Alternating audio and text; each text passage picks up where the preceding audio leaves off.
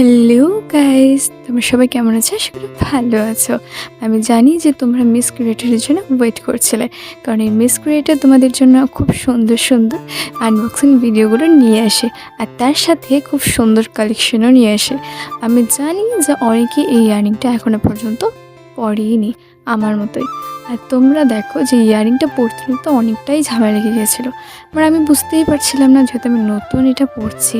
আমি দেখেছি যেটা এভাবে পড়তে হবে, বাট অনেকটাই প্রবলেম হচ্ছিলো। ফার্স্টটা পড়া হয়ে গেলেও সেকেন্ডটা পড়তে গিয়ে আমার রীতিমতো নিজেকেই খুব রাগ উঠছিলো। মনে হচ্ছিলো যা আছে সব ফেলে দিয়ে এখন চলে যাবো, এতটাই রাগ উঠে পড়েছিল। তো যাই হোক, দুটো আমার পড়া হয়ে গেছে।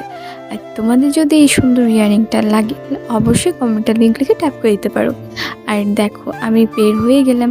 আসলে তো বলাই হয়নি যে আমি কোথায় যাচ্ছি। আমি একটা কাজে যাচ্ছিলাম, ওইটার ভিডিও আমি পুরোটা তোমাদের শেয়ার করব। এনিওয়ে, এখানে আমি কাজের গন্তব্যস্থলে পৌঁছে গেছি। আর পৌঁছে গিয়েও সেখানে ভিডিও করা ছাড়িনি, সেখানেও করেছি। আর হ্যাঁ, এই টপটা কীরকম লাগলো মেরুন কালারের মধ্যে? আমার তো এই টপটা অনেক অনেক ভালো লেগেছে। তোমাদের যদি এই ইয়াররিং আর টপ দুটোই লাগে তাহলে অবশ্যই কমেন্টে লিঙ্ক লিখে টাইপ করে দিও। আর যারা ফেসবুক থেকে দেখছো তাদের অবশ্যই কমেন্ট বক্সে একটু চেক করে নাও, সেখানে আমি কমেন্ট বক্সে পিন করে রেখে দিব। আর এখানে ওইটা আমার ম্যামের সাথেই তো একটা কাজে যাচ্ছি, আর সেই কাজের ভিডিওটাও আমি শেয়ার করবো। আজ এই পর্যন্ত।